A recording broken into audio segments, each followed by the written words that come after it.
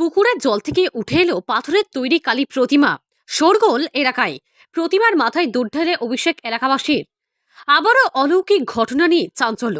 পুকুরের জলে ভেসে উঠল পাথরের তৈরি কালী মূর্তি। জল থেকে তুলে কালী আরাধনায় মত্ত হলেন এলাকাবাসী। আশ্চর্য ঘটনাটি ঘটে এদিন নদিয়া শান্তিপুর 16 নম্বর ওয়ার্ডের বক্তারঘাট সংলগ্ন একটি পুকুরে।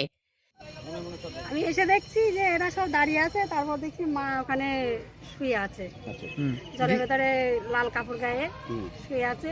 এটা কখন দেখতে পেয়েছো? তখন কটা, 8:30 9টা বাজে এরকম হবে। যারা বলছে যে পুকুর পরিষ্কার করা হয়েছে তখন নাকি ছিল না, না, তখন হঠাৎ কখন দেখতে পেয়েছেন?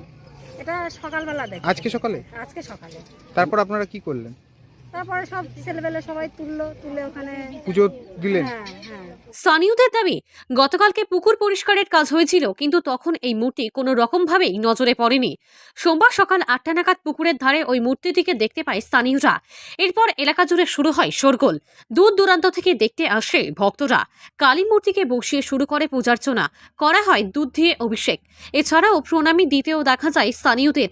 একাংশদের দাবি, এই মূর্তি তারা পুজো করবেন এবং ভক্তরা সাহায্য করলে মন্দির স্থাপন করে পূজার্চনা চালিয়ে যাবেন। ব্যাপার হচ্ছে কি বলেন তো, এ পুরো একদম মায়ের আবির্ভাব যাকে বলে। মা তো আর বলে কয়ে আসে না, কখন কোথায় কিভাবে আসে। কিছুক্ষণ আগে পরিষ্কার করেছে, তারপরে দেখছে মা এখানটায় আবির্ভাব হলো। মানে পরিষ্কার সময় এখন ব্যাপার হচ্ছে যখন পরিষ্কার করেছে তখন চোখে পড়িনি, পরিষ্কারের পরেই তারপরে আস্তে আস্তে মাকে দেখতে পেয়েছে। কিসের তৈরি প্রতিমা মনে করছে?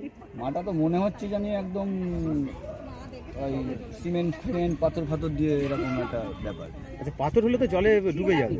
হ্যাঁ, ডুবে যাবে, কিন্তু ব্যাপার হচ্ছে ও তো মাটির তল থেকে আস্তে আস্তে জলটা যখন ক্রমশ কমেছে এবং আস্তে আস্তে মা যেরকম উঠে আসে, আমরা তো জানি মায়ের মূর্তি, কিন্তু মায়ের মূর্তি মা যে আদৌ এরম আবির্ভাব হবে আমরা বুঝতে পারিনি। যদিও বিজ্ঞান মতে এই ঘটনাকে অনেকেই মেনে নেননি, তবে এই ঘটনা বাস্তবে দেখা গেল স্টিমারঘাট এলাকায়।